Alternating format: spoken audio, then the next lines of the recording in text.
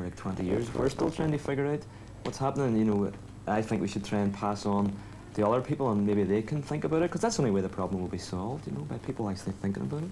What you gotta do in this day and age, you gotta educate, organize, take the time to live, take the time to give, we gotta educate, organize. So now's the time to set the record straight, we ain't never gonna leave it in the hands of fate.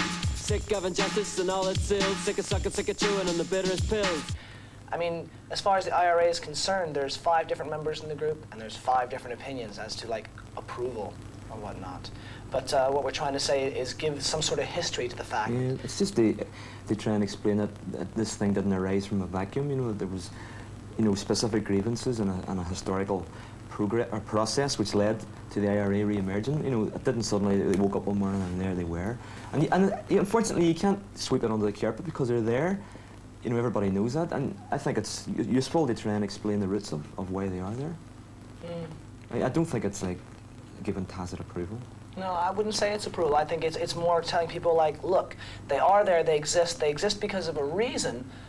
So, you know, let's address the situation realistically and say that, you know, these people have to be taken into consideration. It's just like with the Palestinians, you know, they've just been ignored, and now people are starting to realize that for a lasting, you know, solution in Beirut, they're going to have to take the PLO into consideration because they're there, you know, and you can't just ignore them and sweep them under the carpet. They've tried that for years since the war, and it hasn't worked.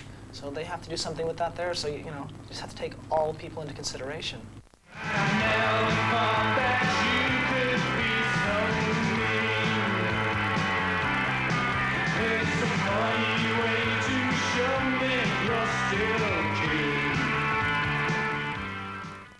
I don't think we're particularly great innovators. I don't think we're like forging new paths for music. Yeah, I agree with that. And like, we haven't come up with something completely brand new, like the Young Gods, for instance, or, you know, Butthole Surfers or something like that. But I think we have progressed musically. I think this LP is the most diverse that we've ever done, and I think it's probably our best LP to date. You know, ask me a year from now, and I'll be able to give you a better opinion.